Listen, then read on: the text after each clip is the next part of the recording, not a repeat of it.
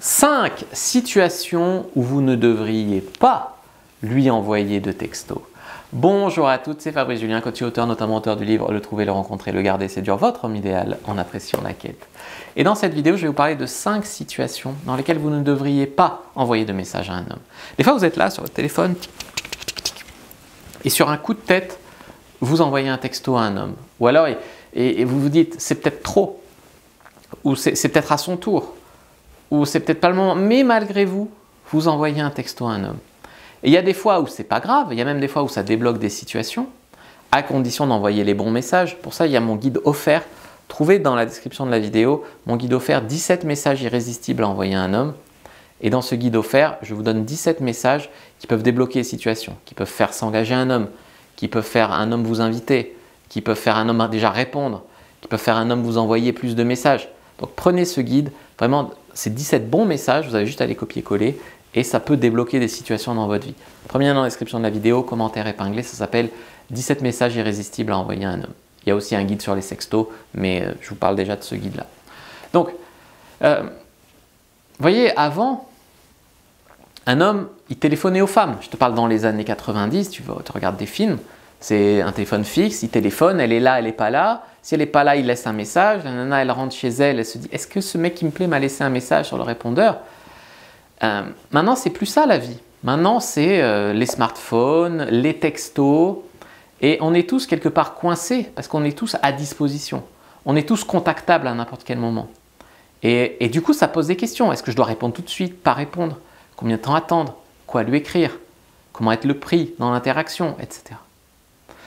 Donc, 5 situations où vous ne devriez pas lui envoyer de texto. Première situation, c'est s'il y a un malentendu entre vous. Si vous êtes en train de vous prendre la tête sur un quiproquo par texto, par exemple, justement, il y a besoin d'éclaircir quelque chose, il y a besoin d'être précis, il y a besoin de discuter un point, il vaut mieux se parler. Il vaut mieux se parler pour se comprendre que d'envoyer des textos. Les textos, il n'y a pas le ton, il n'y a pas l'émotion. Des fois, on a mal au pouce, on a la flemme d'écrire.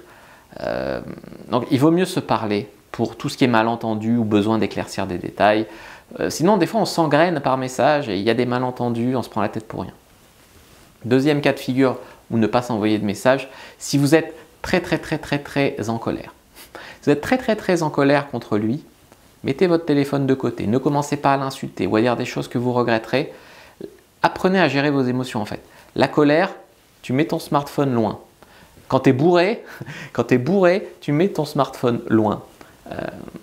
Quand tu fais une crise de paranoïa, d'anxiété, etc., tu mets ton téléphone loin. Et quand tu te sentiras dans un meilleur état émotionnel, c'est pas lui qui te rend folle, d'accord?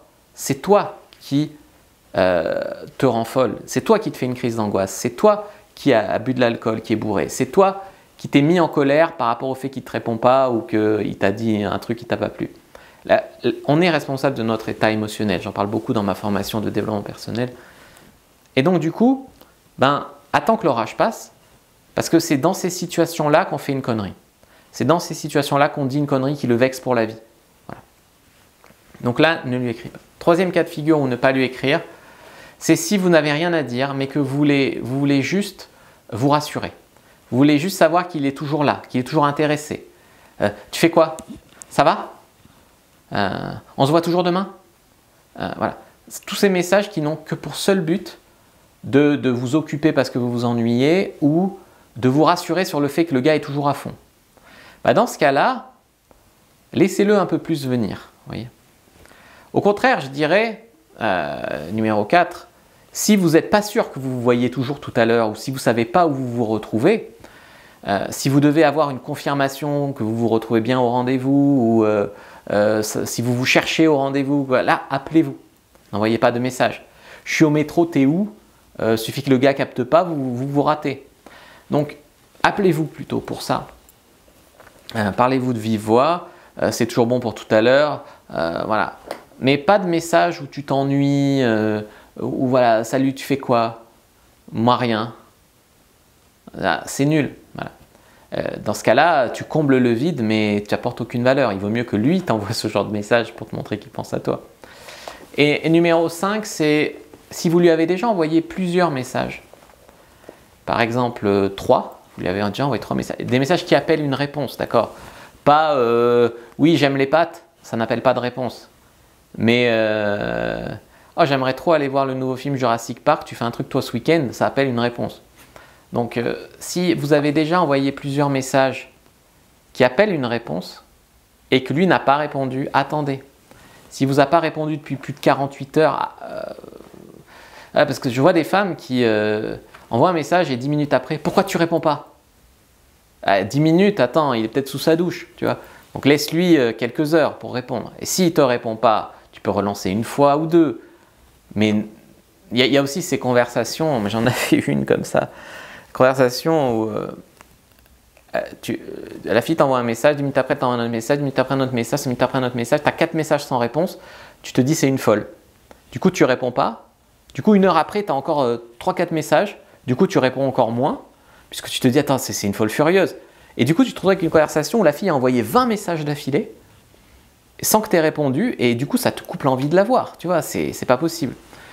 Donc si c'est votre insécurité qui parle, tous les messages genre pourquoi tu réponds pas, tu fais quoi, réponds vite, ou s'il vous ghost, si le gars vous a pas répondu au bout de 3 messages, comme j'ai dit au bout de 48 heures, vous vous êtes déjà assez humilié, surtout qu'aujourd'hui sur WhatsApp et tout, on peut voir que le gars a vu. S'il y a un vu au message et qu'il ne te répond pas, n'envoie pas 10 points d'interrogation, etc. En fait, dans une phase de séduction, le gars ne te doit pas une réponse. S'il ne te répond pas, c'est une réponse. Mais après, c'est à toi d'en déduire. C'est pas que dois-je faire pour qu'il me réponde. Bon, là, il y a les réponses dans mon guide offert 17 messages irrésistibles, mais il y a un moment où tu ne peux pas juste espérer tous les soirs que le gars t'écrira bonne nuit.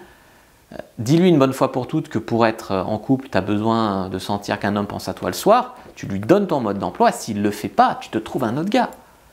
Mais ce n'est pas lui non plus qui doit deviner. Tu dois faire l'effort de lui dire. Et ensuite, tu dois trouver un gars qui est enclin à faire ça. Voilà. Donc voilà pour ces 5 situations où ne pas envoyer de texto. Dites-moi ce que vous en pensez dans les commentaires. Dites-moi si cette vidéo vous a plu. Dites-moi si vous voyez d'autres situations. On pourrait faire un tome 2.